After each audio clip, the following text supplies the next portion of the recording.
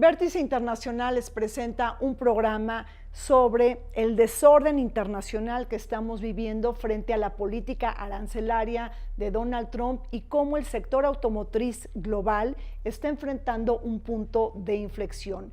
Pero ¿cómo es que la geopolítica impacta al sector automotriz global?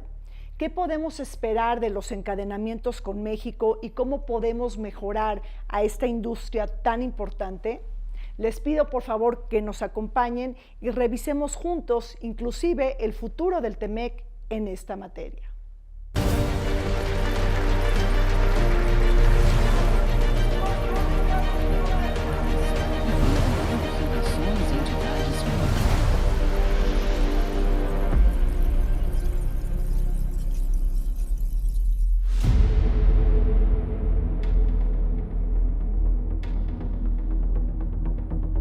El mundo está inmerso en una serie de rivalidades geopolíticas, económicas y ambientales. Las tensiones se maximizan entre potencias centrales para sellar la supremacía y la hegemonía comercial mediante prácticas nacionalistas, tarifarias y proteccionistas. La guerra arancelaria de Trump ha perturbado grandes industrias a nivel mundial, generando conmoción y desconfianza. El descolocamiento empieza en el sector automotriz, la industria que representa el 3% del PIB global y la que genera más de 50 millones de empleos en todo el mundo.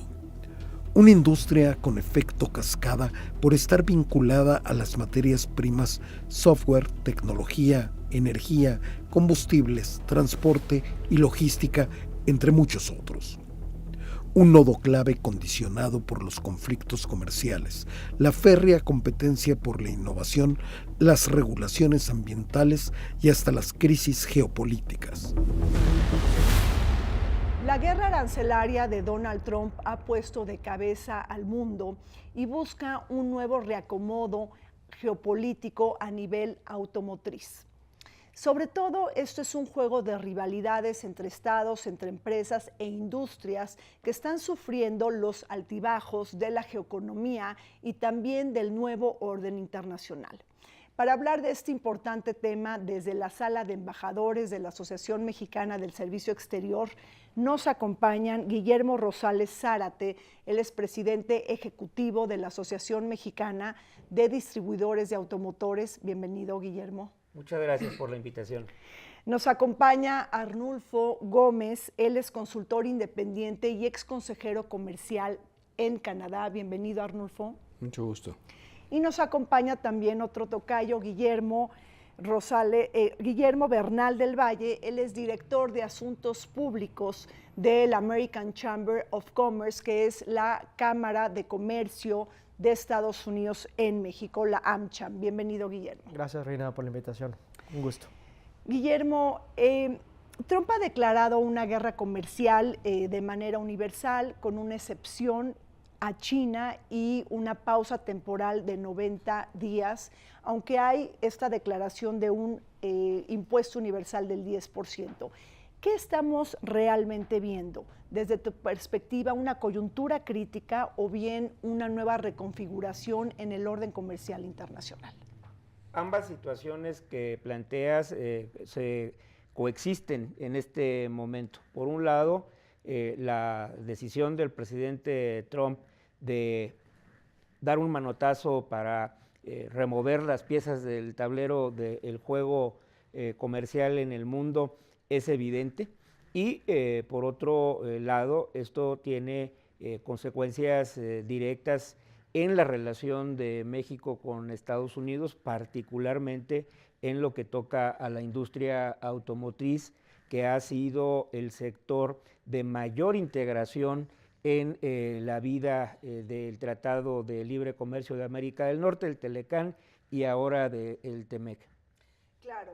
¿Qué estás viendo tú, Arnulfo, también Guillermo? Realmente nos estamos yendo de un modelo aperturista y liberal a un modelo proteccionista, arancelario y sobre todo inclusive nativista. Arnulfo, ¿cómo estás viendo este recambio en el orden comercial internacional? Yo veo una situación muy especial. Es decir, aunque nosotros firmamos el Tratado de Libre Comercio en 1994, o entró en vigor en el 94, desgraciadamente nunca logramos por parte de México tener un fortalecimiento de la regionalización de la producción. Es decir, si uno ve qué es lo que ha pasado, Estados Unidos en 1994 nos suministraba el 75% de las importaciones que realizaba México. El año pasado fue 40%. ¿Y de dónde viene ese 30% de diferencia? De Asia. Entonces es natural que, Estados Unidos lo sufrió mucho y nosotros mismos, porque nosotros tuvimos mucha emigración de empresas hacia China. ¿Cómo ves tú esto, Guillermo? Yo coincido con ambos. Creo que sí hay un reordenamiento más de pasar de la globalización a los bloques regionales, muy en el sentido en el que habla Arnulfo. Creo que la principal variable de esta guerra comercial es justamente la hegemonía China-Estados Unidos. En el 2000, China entra a la Organización Mundial del Comercio, empieza a adquirir un gran porcentaje de las importaciones de Estados Unidos y eso definitivamente afecta la incipiente integración que está teniendo México, Estados Unidos con Canadá con la firma del NAFTA. Y ahorita lo que estamos viendo pues, es el regreso de este péndulo, ¿no? Un montón de empresas de manufactura yéndose a China, China convirtiéndose en la fábrica del mundo, pero sobre todo Estados Unidos. Y ahorita Estados Unidos ya no está tan contento con este orden comercial y quiere volver a reindustrializar su base, conseguir fortalecer su clase media, regresar muchos de estos empleos a Estados Unidos. Y bueno, pues en este, vamos a llamarle dinámica entre dos grandes gigantes, el mundo entero está un poco atrapado entre las patas de los caballos, ¿no? Claro, por supuesto. Ahora, hablas del regreso del péndulo. Podríamos decir que Trump está muy nostálgico, Guillermo, sobre todo con esta idea de regresar a Estados Unidos como el gran líder indiscutible del sector automotriz en el siglo XX. ¿Tú crees que eso lo pueda hacer en el siglo XXI cuando él en su cabeza tiene esta idea de que pues, la capital del coche era Detroit? ¿Cómo puede él reacomodar esto? ¿Podría hacerlo solamente con aranceles o lo podía haber hecho también de otra manera? Me confieso ante ustedes que me cuesta mucho trabajo poder ubicar en temas de análisis racional qué es lo que está pensando el presidente Trump y a qué responde estas decisiones. Desde el punto de vista económico, no tiene un fundamento para fortalecer el rol de Estados Unidos dentro del contexto de la competencia global e incluso el generar mayores incentivos de bienestar para la sociedad estadounidense. Cuando el presidente Trump coloca únicamente la parte de producción de mercancías y pone el foco en el déficit comercial de Estados Unidos, deja de lado que en términos de un análisis mucho más profundo, lo que tiene mayor valor y donde Estados Unidos tiene una posición privilegiada es en la producción de servicios. Y en ese término tenemos una balanza superavitaria por parte de Estados Unidos. Volver a una reindustrialización como se tuvo en el siglo XX no agrega valor a la economía de Estados Unidos, no es factible en términos de rentabilidad y más grave aún para poder concretar esta pretensión, la demografía de Estados Unidos se ha modificado y por lo tanto no se tiene la capacidad para en el corto, en el mediano plazo poder atender los requerimientos de manufactura tal cual como están planteados. Luego entonces la base para que Estados Unidos pueda mantener una economía de avanzada es justamente lo que dio origen a la integración norteamericana, volver a los bloques regionales y complementar por un lado sus requerimientos y por otro lado la colocación de sus servicios con sus socios, con Canadá y con México. Claro. Pero entonces, a ver, Arnulfo, ¿cómo estás viendo la geopolítica automotriz? ¿Quién es quién dentro del juego de los actores? Está diciendo Guillermo que es difícil que Estados Unidos vuelva a lograr tener esta posición indiscutible de lo que la tuvo en el siglo XX. ¿Qué actores están presionando la penetración del mercado automotriz hoy en día? El objetivo original del Telecan era una mayor integración comercial y productiva. Y a México se le declaró como socio estratégico. ¿En qué sentido? En que Estados Unidos ya no podía llevar a cabo ciertos procesos y podían desplazarlos a México. Y en un principio, las reformas que realizamos entre 88 y 94 nos hicieron muy competitivos y vinieron numerosas empresas norteamericanas a México. ¿Y qué pasó a partir del año 2000? Del año 2000 al 2015 salieron de México 2.549 empresas extranjeras. ¿Y a dónde se fueron? A Asia. Y 900 de ellas eran maquiladoras. Y en el sector automotriz, el objetivo era muy claro. En el año 94, el 50% tenía que ser originario de la región para lograr acceder al mercado sin pagar arancel. Se dio un plazo de 10 años para que hubiera una integración mayor y en 2004, bueno, México en 94, el 35% de los vehículos eran de origen mexicano. Y en el último estudio que hizo Bancomex en el año 2019, ya nada más en un vehículo de exportación mexicano era 26%. ¿Dónde se fue el otro? O sea, nosotros no tuvimos una estrategia. Y si yo me puse a revisar mis apuntes y desde 2013 empezaron a decir los fabricantes, México no tiene ingenieros de capacitación y menos instrumentación dentro del sector automotriz. Entonces vemos que hubo un retraso enorme por parte de México en su integración y vamos a decir, la integración de Estados Unidos no era porque fueran buena onda.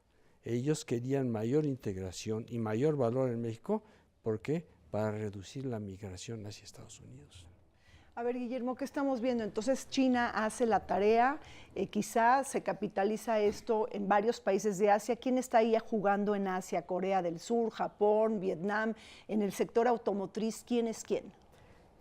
Es que creo que esta lógica de las regiones nos ayuda a darle mucha claridad y tomemos como ejemplo justo lo que pasó en el famoso Liberation Day. Si bien están pausadas estas tarifas, los porcentajes que le impone a cada uno de los países nos da alguna luz no suficiente, ya lo decía mi tocayo, la lógica económica muchas veces está ausente de la ecuación, pero sí te da algunas pistas de lo que está tratando de lograr Donald Trump. Entonces, las tarifas más fuertes van obviamente hacia China, ahorita están en niveles del 145%, son las únicas que están vigentes hasta que suceda esta llamada entre los líderes, we'll see. Pero a todos el bloque asiático de los alrededores estamos hablando de tarifas arriba de los 35-40%. Vietnam, Camboya, Malasia, Tailandia, India, etcétera, grandes competidores de México para el sector automotriz. Entonces, sí hay una lógica aquí regional. A México lo exenta, lo cual para mí es el reconocimiento de facto de que el Tratado de Libre Comercio sigue teniendo peso, sigue teniendo relevancia y al final creo que esa es la lógica económica que se va a terminar imponiendo. Si lo que queremos hacer es lograr competir, o Estados Unidos quiere lograr competir con la manufactura de vehículos con Asia, con Europa, necesita de México, necesita de los aliados que tiene en la región, que son Canadá y México. Porque México y Estados Unidos no tienen ya una relación comercial. Y regreso un poco a lo que estaba diciendo ahorita Arnulfo. Lo que tenemos entre nosotros es en gran medida un sistema de coproducción. Este ejemplo lo has oído varias veces, Rina, pero partes o autopartes o vehículos enteros que cruzan la frontera 8, 9, 13 veces antes de ser un producto final. Entonces se mandan a Estados Unidos, regresan a México, viene un componente de Canadá, se incorpora. Lo que hacemos es coproducir. Entonces no hace ningún tipo de lógica y no se va a sostener en el largo plazo una tarifa en el sector automotriz en México. Lo que sí vamos a ver es pues muchísima presión para que en la próxima revisión, llamémosle por ahora, del Tratado de Libre Comercio haya pues un empuje más hacia las reglas de origen, hacia fortalecer la base industrial estadounidense, y creo que es hacia allá donde tenemos que hacer un juego muy estratégico como país. Lograr que permee el mensaje de que la base manufacturera mexicana potencia la estrategia industrial de Estados Unidos. A ver, déjame descifrar un poco lo que nos has comentado, Guillermo, y a ver, preguntar acá, ¿qué es realmente el gran motivador de Trump? Porque, ¿qué es lo que le molesta del sector automotriz? Es decir, que haya perdido Guillermo Arnulfo el control del coche globalizado, es decir, un coche que, en donde cada insumo viene de otro país, pero sobre todo le molesta que no puede desbaratar esa red de encadenamientos, y eso es lo que quiere hacer Trump. Como ya lo comentaba mi tocayo Guillermo, la política comercial de privilegiar los bloques regionales encuentra en la industria automotriz el mejor de los ejemplos. Tenemos una gran regionalización en lo que toca a la producción automotriz, en la cual podemos encontrar en Asia, obviamente China atendiendo su lugar de primer productor mundial de vehículos y también el mayor consumidor de vehículos. Por otro lado, lo que es para fines de análisis el eje Japón, Corea del Sur. Y luego tenemos Europa y la región de Norteamérica como el segundo mercado más importante del mundo. Por supuesto, también el rol que juega Mercosur, Brasil y Argentina. La característica es que la mayor parte del consumo de cada uno de estos bloques se satisface con la producción del propio bloque. Es lo que ocurre en la región de Norteamérica. Y aquí un apunte: cuando escuchamos hablar al presidente Trump, la mayor parte de la gente se queda con la idea de que ya no se producen vehículos en Estados Unidos y que México se ha robado esa capacidad de manufactura, al igual que Canadá. La realidad es que, atendiendo esta estadística de bloque Norteamérica, el 65% de los vehículos se producen en Estados Unidos. El 28% aproximadamente se producen en México y el 7% se producen en Canadá. Se producen quiere decir de dónde salió este vehículo en una planta de ensamble. Realmente no podemos hablar de un vehículo estadounidense, un vehículo canadiense o un vehículo mexicano, porque tenemos que hablar de un vehículo norteamericano por la integración en la cadena de producción que comentaba Guillermo. Y Arnulfo... Pero Trump lo quiere diferenciar, porque de alguna manera está poniendo aranceles a cada una de las partecitas de eso. Y esto no es posible, no lo podrán hacer, la realidad se está imponiendo. Y de los vehículos que se hacen en México, hay una diferencia obviamente en cada producto, pero podemos hablar de un promedio cercano al 40% de la integración de valor que es estadounidense. Muy similar, incluyendo mano de obra, la aportación del valor mexicano, y un 20% que se integra con partes canadienses y del resto del mundo.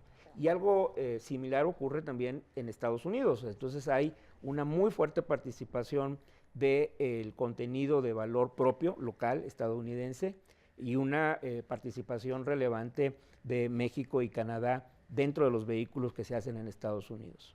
¿Estás de acuerdo, Arnulfo? Hay una cosa que a mí me llamó mucho la atención: la renegociación de las reglas de origen. ¿Cuál era la posición de México? Que se permitieran integrar mayores insumos de China. Y el laudo fue a favor de México y Canadá, en el sentido de que se podía integrar mayor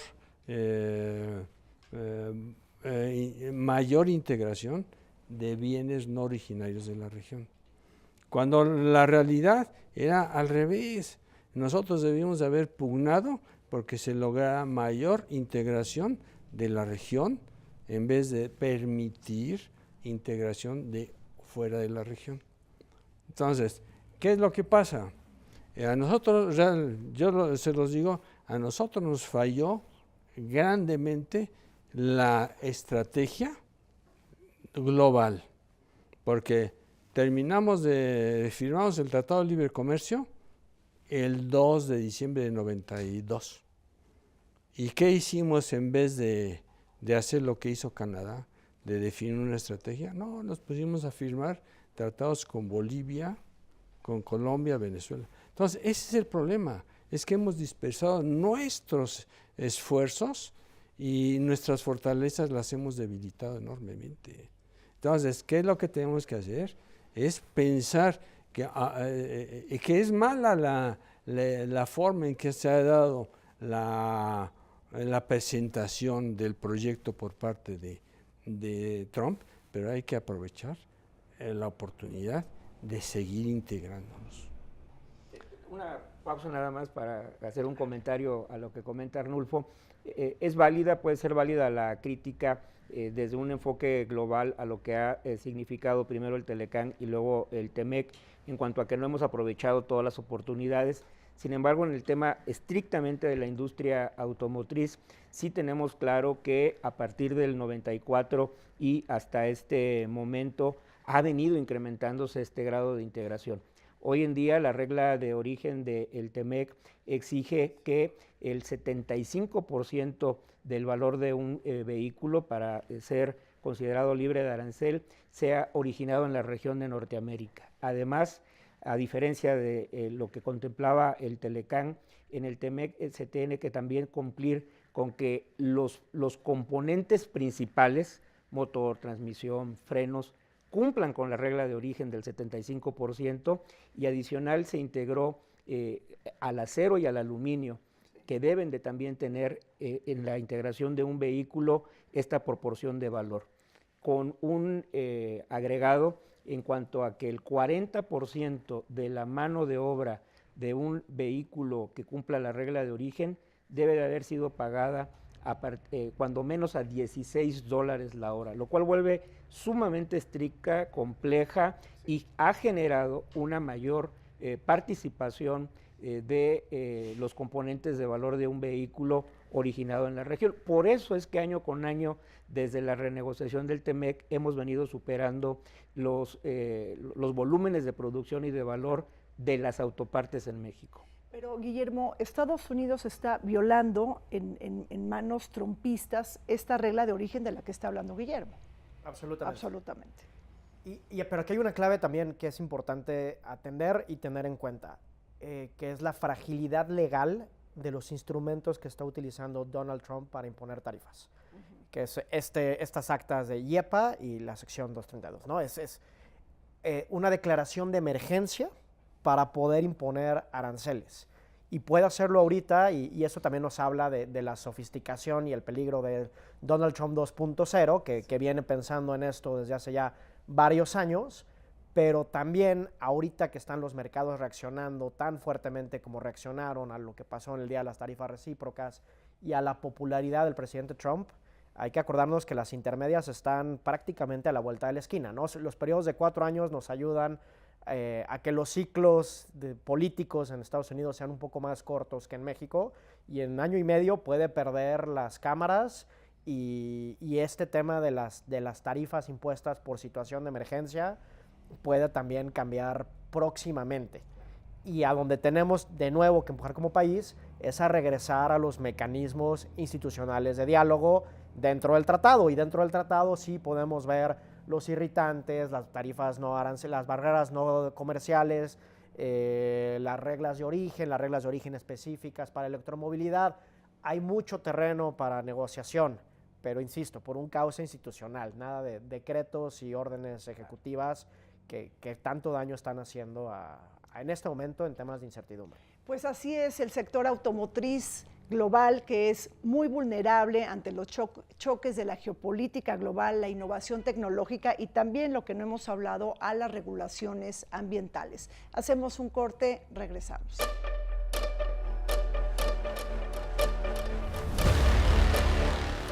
La industria automotriz es uno de los pilares fundamentales de la economía global, representando cerca del 3% del PIB mundial y generando más de 14 millones de empleos directos.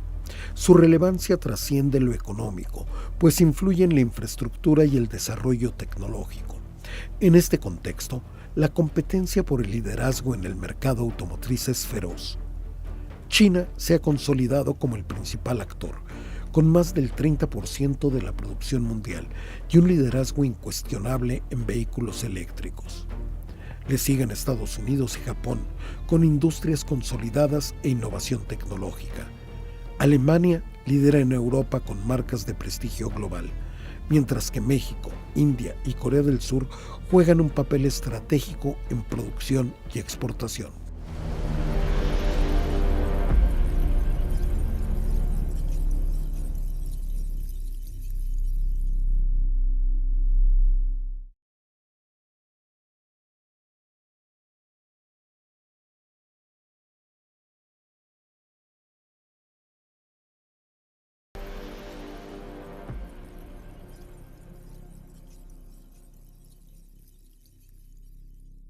La política de Estados Unidos primero ha aplicado aranceles para proteger su industria automotriz frente a la férrea competencia de sus competidores, China, Japón y varios países europeos. China es el mayor exportador de autos, el mayor productor de vehículos eléctricos y líder en la producción de baterías de litio y materiales clave como el cobalto y níquel. Precisamente la producción globalizada del automóvil es uno de los factores que más incomoda a la política trumpista. El hecho de que países y regiones se especialicen en fabricar diversas partes de los vehículos en el marco de una red global e interdependiente justamente. El gran motivador para imponer el 25% a los autos que no sean fabricados en Estados Unidos, aunado a otro 25% de aranceles al aluminio y acero que golpean al sector. Con esta medida, los autos en Estados Unidos se encarecerán, sumando impactos negativos en las cadenas de suministro mundiales y costo de la vida. Seguimos conversando en esta mesa de análisis desde la Asociación del Servicio Exterior Mexicano sobre los choques comerciales y el impacto que tiene al sector automotriz a nivel internacional y sobre todo con un interés a lo que está pasando dentro del TEMEC, México, Estados Unidos y Canadá. Guillermo, ¿cómo estás viendo o cómo estás calibrando las afectaciones al sector automotriz dentro del TEMEC frente a la guerra abierta y frontal en términos comerciales China-Estados Unidos? Bien, creo que hay dos formas de contestar esta pregunta. La primera es que el tema de la incertidumbre no es bueno para nadie y los aranceles en general lo que hacen es disrupción en las cadenas de suministro y particularmente los aranceles impuestos a sistemas de coproducción como es el que tenemos México, Estados Unidos y Canadá, encarecen los costos para el consumidor final, ¿no? Tal cual, pero también tienen afectaciones para la industria. Entonces, lo que estamos viendo ahorita y que tenemos que darle la vuelta muy pronto es, pues, a lo mejor la expansión de un nuevo vehículo, a lo mejor el crecimiento de alguna planta, eso no está llegando a México, sino que se está sucediendo en Estados Unidos, ¿no? Ajustes a la baja en los números de producción. También podemos empezar a ver algo de esto, ¿no? El anuncio de Stellantis, por ejemplo. Este tipo de cosas tienen una afectación. Pero también me gustaría retomar lo que decía Arnulfo en uno de sus últimos comentarios. En todas las crisis también hay oportunidades. Y en este tema de la guerra con China, de la guerra comercial Estados Unidos-China, lo que podemos ver es que hay una tendencia al alza que yo no creo que disminuya en el corto plazo. Si bien esta tendencia inició con el primer gobierno de Trump, se intensificó considerablemente en el gobierno de Biden. Es decir, no es un tema particularmente del Partido Republicano, es uno de estos pocos temas en donde hay consenso bipartidista. Y en ese sentido podemos prever, espero que no a niveles de 145, pero podemos prever que esta tensión siga. Y en ese sentido creo que como bloque tenemos una oportunidad importante. Ahorita vamos a tener aranceles menores que los que van a tener muchos de nuestros competidores, y tenemos que aprovechar este momento para ganar espacio en el mercado, para seguir fortaleciendo la base productiva mexicana, y para ello, más que pensar en lo que está haciendo Estados Unidos y lo que está pasando en China, lo que tenemos que pensar es lo que tenemos que resolver internamente como país.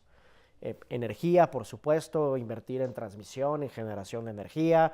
Ya lo decía también Arnulfo, pues necesitamos crear mano de obra talentosa, ingenieros con las skills necesarias para poder trabajar en industrias de alta especialización, resolver los temas de seguridad, por supuesto, invertir en infraestructura, puertos, carreteras, las aduanas, y todo esto es para aprovechar una oportunidad que tenemos, insisto, de comparación, ventaja relativa al resto de nuestros competidores de cara al mercado estadounidense, que es el más importante para nuestra economía.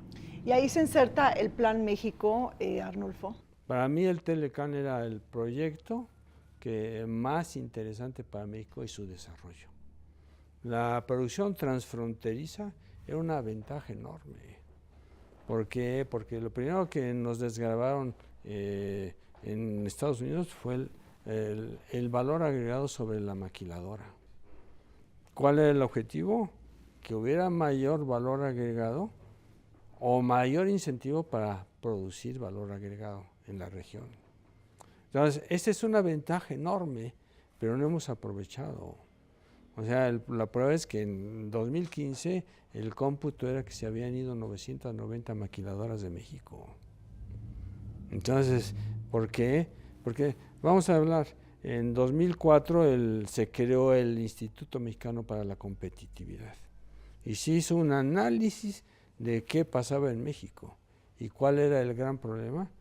Dice, no era un problema, pero la industria automotriz se había establecido en México porque a pesar de que muchos de los operarios de la industria eran personas que apenas habían terminado la primaria, con capacitación específica, eran muy productivos. Entonces, ¿qué es lo que tenemos que hacer? Eso. Tenemos que realmente capacitar a nuestra gente. Por ejemplo, en las maquiladoras, ¿quiénes son los jefes normalmente? Eran los varones. ¿Por qué? Porque las mujeres, que eran las que realizaban la maquila, no podían atender proyectos de capacitación porque tenían que regresar a su casa a atender a sus hijos. Y ese es el problema, la capacitación. ¿Así lo ves, Guillermo, o ves algunos otros hoyos negros o algunos puntos vulnerables y débiles del sector automotriz, por supuesto, en medio de esta guerra comercial China-Estados Unidos, que ya es una rivalidad directa, frontal y abierta ante el mundo? Yo tengo plena convicción de que tenemos oportunidades para seguir creciendo dentro de la región de Norteamérica. El futuro es la integración. Vamos a tener un turbulento 2025, un 2026 muy cuesta arriba, pero cuando se asienten las aguas veo que vamos a seguir creciendo en este proceso integrador. Y el tema de los recursos humanos es uno de los puntos que nos da una ventaja comparativa, no únicamente en términos de nuestra estructura demográfica, que todavía tenemos un bono a favor, y sobre todo si nos comparamos con Estados Unidos y Canadá. También en términos de y aquí difiero con lo que comenta Arnulfo, de lo que es en este momento la situación de la industria automotriz, cada vez hay una mayor inversión en centros de ingeniería establecidos en México.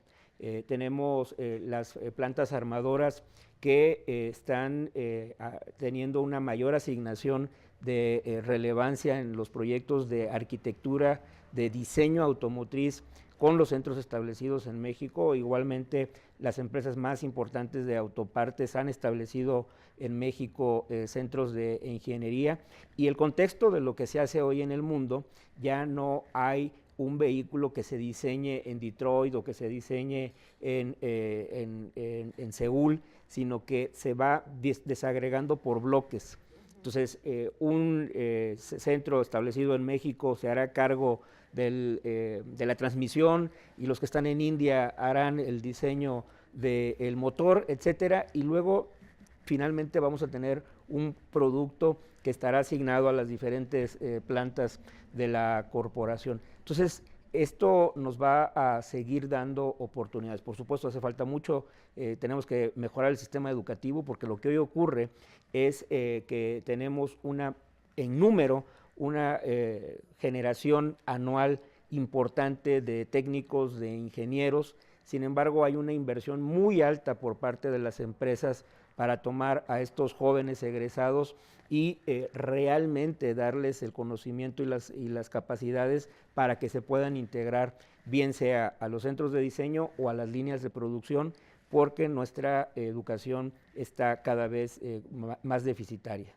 Bueno, entonces, en general, Guillermo, pues tenemos que hacer la chamba, ¿no? ¿O qué otra cosa tenemos como debilidad principal? No, yo quería retomar tu pregunta sobre el Plan México, porque creo que somos cautelosamente optimistas desde la Cámara Americana de Comercio, por un factor muy distinto de lo que vimos el sexenio pasado, que es una estrechísima comunicación y ánimo de cooperación entre el sector público y el sector privado. Este consejo asesor que diseñó la presidenta, que por cierto sesionó ayer, es una forma muy interesante de darle seguimiento a lo que la industria necesita para ser más competitiva. Entonces, que haya estos vasos comunicantes para hacer política pública con todos los sectores en la mesa, creo que es súper positivo para el país, y al final nos va a ayudar a sortear pues esta ola de incertidumbre que estamos viviendo en estos momentos. Arnulfo, hemos hablado de que México tiene asignaturas pendientes, tenemos que empoderar varias cosas, necesitamos inversiones, el Plan México ponerlo en práctica, pero la verdad es que estamos dañados. Tenemos un 25% de arancel al sector automotriz, México y Canadá, que también es un arancel universal. ¿Y tú crees que esto se pueda negociar para que Trump lo vaya diluyendo y bajando? ¿Será factible? Es necesario.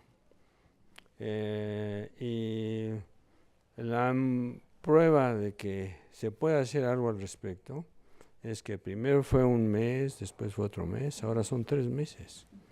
Y vamos a decir que se toman como amenazas, pero en la práctica, te comentaba mi hermana que vive en Miami, y si están viendo cosas que se van a reflejar en la necesidad de que Trump cambie su esquema o su instrumentación.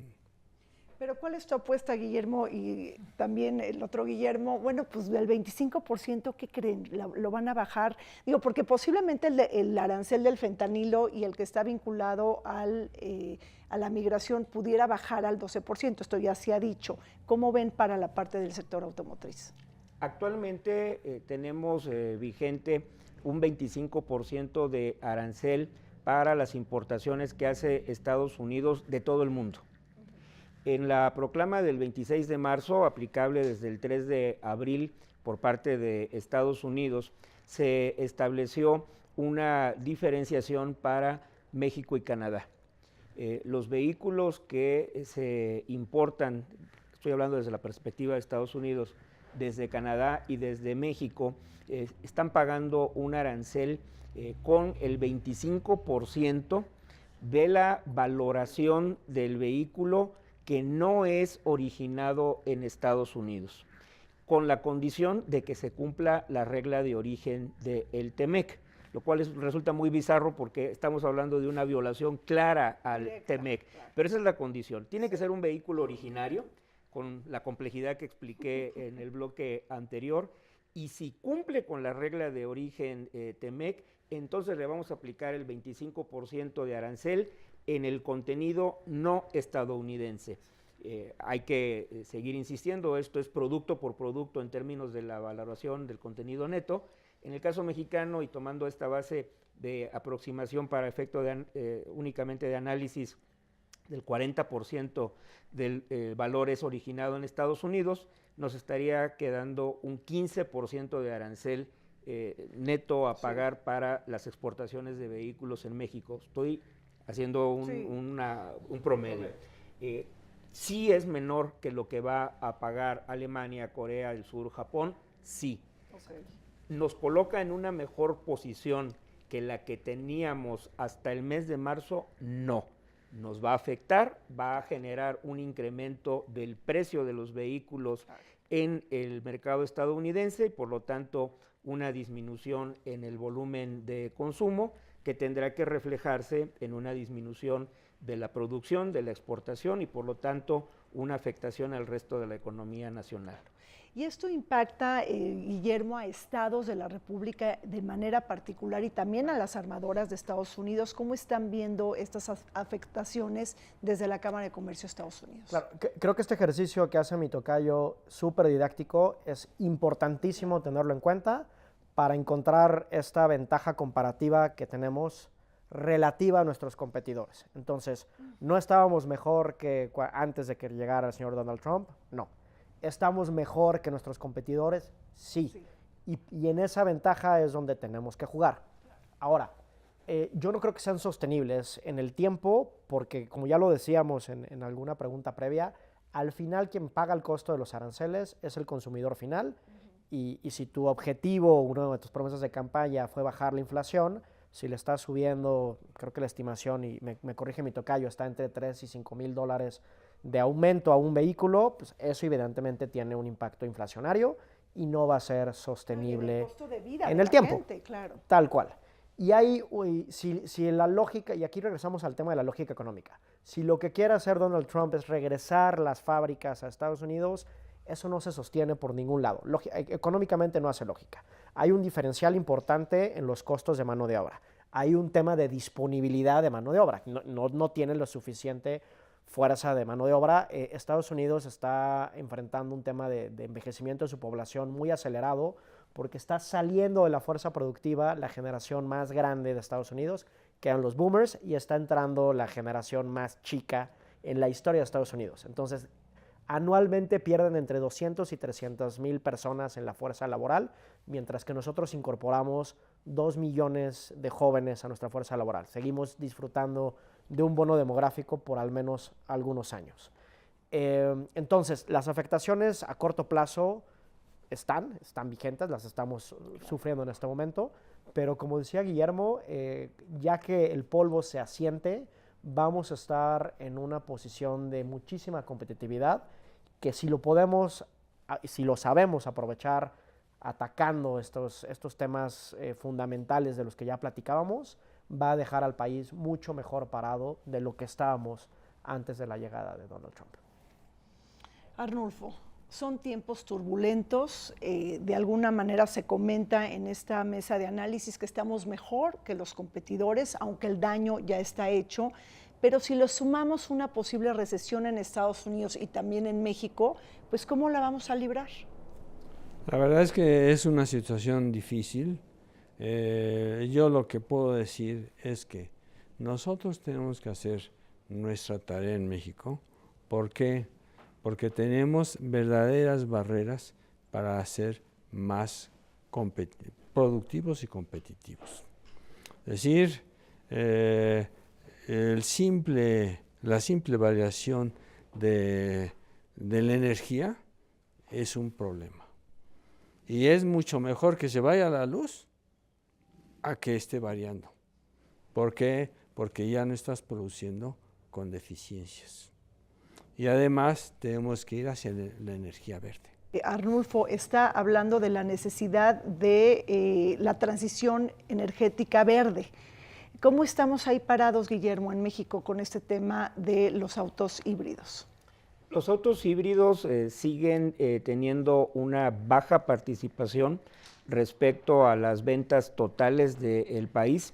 En este momento los vehículos electrificados están llegando al 9% respecto a ventas totales, y hablo de vehículos electrificados porque dentro de ellos se integran los vehículos eléctricos, los vehículos híbridos enchufables y los vehículos híbridos convencionales. Los vehículos eléctricos están representando alrededor del 1.8% y un 7% los vehículos híbridos.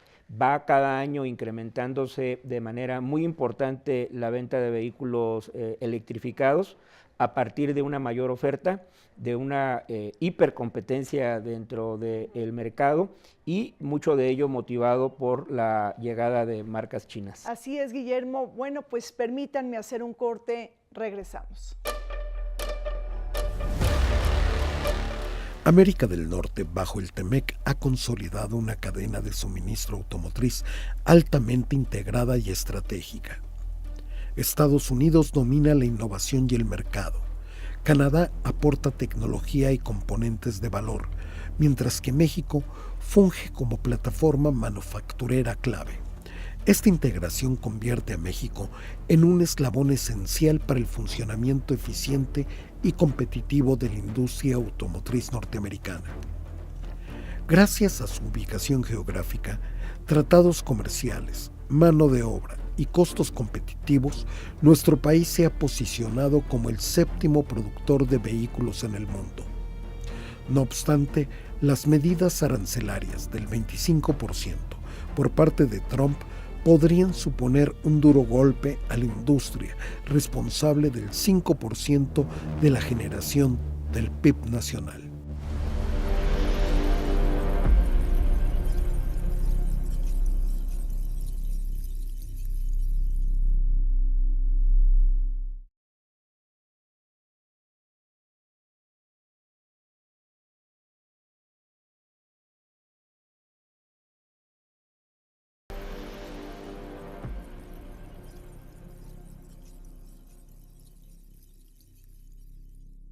México tiene una posición destacada en la industria automotriz global y somos uno de los principales nodos de producción y exportación de vehículos del mundo. Somos el séptimo exportador mundial y colocamos 4 millones de unidades en el 2023. Es decir, nuestro país juega con los gigantes como China, Estados Unidos, Japón, Alemania, Corea del Sur y Brasil. Asimismo, abrigamos plantas de manufactura que producen gran variedad de vehículos, lo que nos convierte en un hub clave dentro de la producción mundial. Sin embargo, la política disruptiva de Trump impuso 25% de aranceles a todos los automóviles no fabricados en Estados Unidos como una medida universal, que también incluye a México y Canadá, sus principales socios comerciales dentro de América del Norte, en una clara violación al Tratado Comercial Trilateral. Frente a ello, la presidenta de México, Claudia Sheinbaum, descartó imponer aranceles por el momento y reforzó el Plan México para impulsar la economía nacional. Pues estamos de regreso en este programa comentando sobre los tirones de la geopolítica global y cómo se reflejan en el sector automotriz. Guillermo, ya una última ronda de conversaciones rápidamente. ¿Tú qué estás viendo? Es decir, ¿viene una renegociación del TEMEC?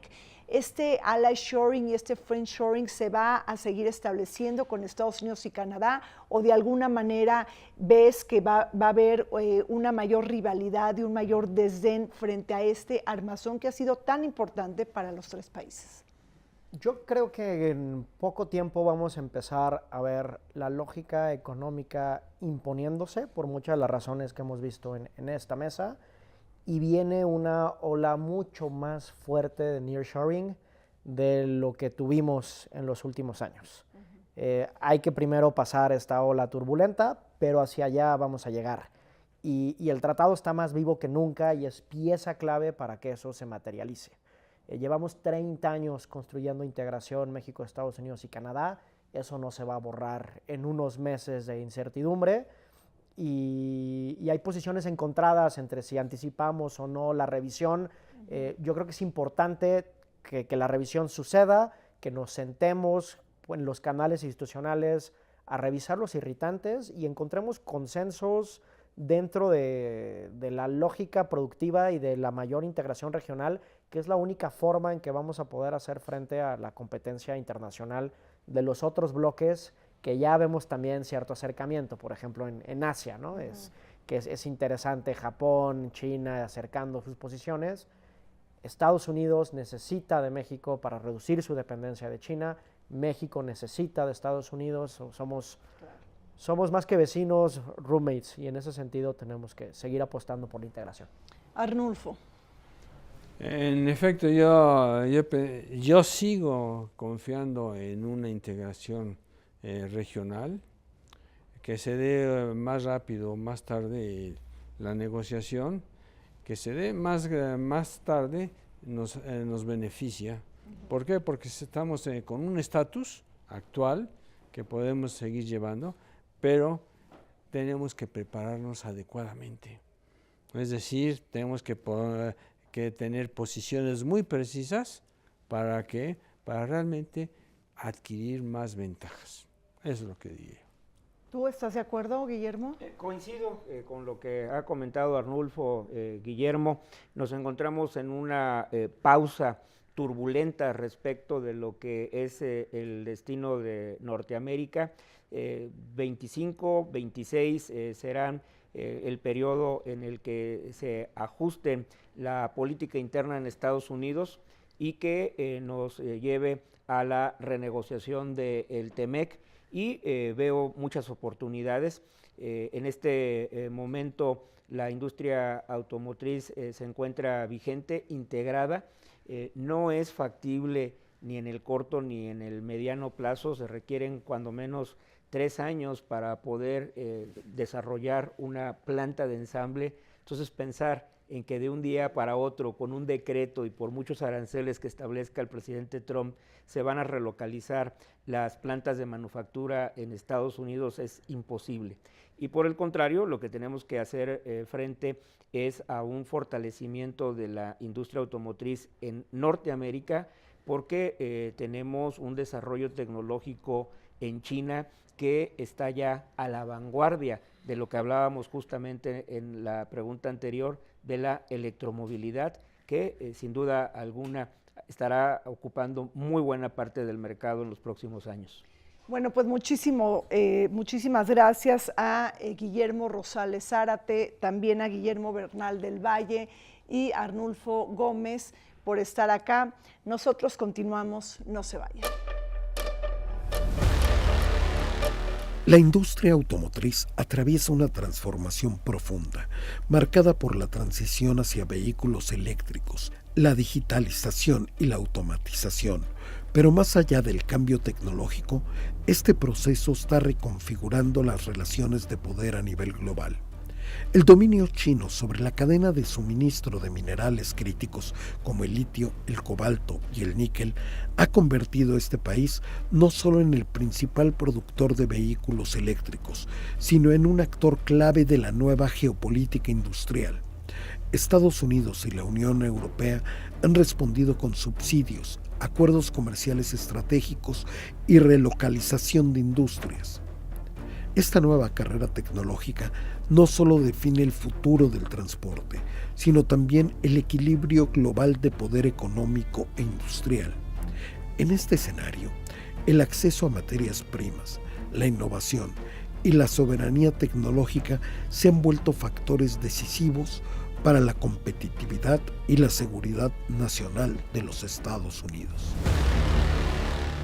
Llegamos al fin de Vértice Internacional. Me despido de ustedes, no sin antes agradecer enormemente a la Asociación Mexicana del Servicio Exterior todas las facilidades brindadas para la grabación de este programa.